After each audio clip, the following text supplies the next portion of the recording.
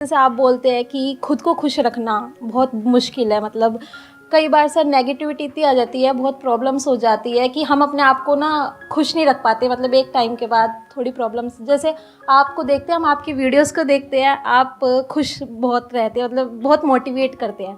तो सर आपके इतना ऐसे कैसे, मतलब नहीं, मेरे को आप देखते ही कितना हो, मतलब हफ्ते में एक मैं सेशन करता हूँ 1-2 घंटे का, उसमें अगर मैं खुश होने की एक्टिंग भी करूँ तो आपको कैसे पता कि मैं एक्टिंग कर रहा हूँ या एक्चुअल में खुश हूँ? हाँ जी सर। तो अगर आपका ये सवाल है कि हमेशा खुश कैसे रहें, तो ये सवाल का जो जवाब है वो ये है कि आप हमेशा खुश नहीं रह सकते।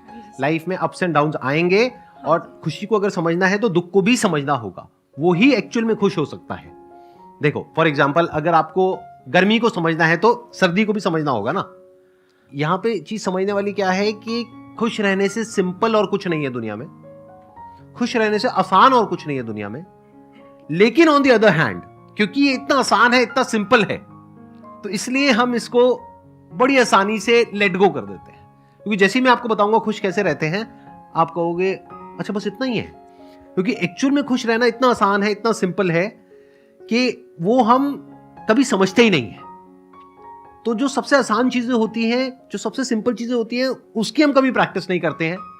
हम कोई कॉम्प्लिकेटेड आंसर ढूंढते रहते हैं और ऐसा लगता है कि पता नहीं क्या हो जाएगा उससे, और इस चक्कर में हम भटक जाते हैं। जैसे फॉर एग्जाम्पल, अभी हम सब सांस ले रहे हैं, कितना इंपॉर्टेंट है हमारे लिए? बहुत इंपॉर्टेंट है। कभी इसके बारे में सोचते हो? कभी भी सोचते हो? नहीं सोचते। कितनी बड़ी चीज है, उसके बारे में हम नहीं सोचते। लेकिन अगर सांस ना आए तो सिर्फ उसी के बारे में सोचते हो। हाँ जी हाँ जी। तो क्या कुछ ऐसा हो सकता है कि जब आप सांस ले रहे हो तब नहीं, जब सांस नहीं आ रही है, जब सांस ले रहे हो तो उसकी इंपॉर्टेंस को देख सको? इसको खुशी बोलते हैं, इसको ग्रैटिट्यूड बोलते हैं, इसको बोलते हैं जो है उसको देख लेना। आपको एक शॉर्टकट बताऊं आप लोगों को खुश होने का, अभी खुश हो जाओगे सारे के सारे, पागल हो जाओगे, झूमने लग जाओगे, नाचोगे, कूदोगे, कपड़े अपने फाड़ लोगे अपने, मतलब हैं, साथ वाले के बाल वाल नोच दोगे। एक बार माइक दे दो, मैं आपको बताता हूं, देखना अभी खुश हो जाओगे 1 मिनट के अंदर अंदर। देखो, आंख बंद करो सारे के सारे।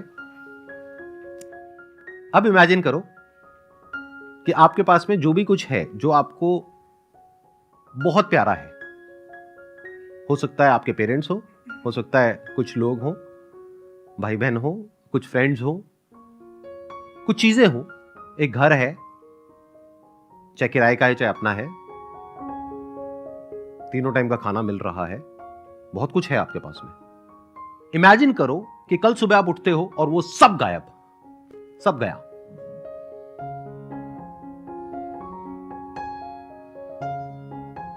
उसमें से एक भी चीज नहीं है आपके पास में, जो भी अभी है। कोई इंसान नहीं है, सब गए। अब आप रो रहे हो, चीख रहे हो, चिल्ला रहे हो, भगवान से मांग रहे हो कि हे भगवान, जो भी मुझसे छिन गया है वो मुझे वापस कर दे। और भगवान ने आपकी सुन ली और आपको सब कुछ वापस कर दिया। आंख खोल सकते हो? कैसा फील हो रहा है? अब लगा कि आपके पास में क्या है। तो जब वो चीज छिन जाती है तब हमें उसकी इंपॉर्टेंस पता लगती है। मां है, बाप है, भाई है, बहन है, दोस्त है, एक घर है, एक कंफर्टेबल लाइफ है, पता नहीं क्या क्या है, बट इसकी कोई इंपॉर्टेंस ही नहीं है। अगर इसकी इंपॉर्टेंस आपको समझ आ जाए उस सबके रहते हुए ही, तो इसको खुशी बोलते हैं।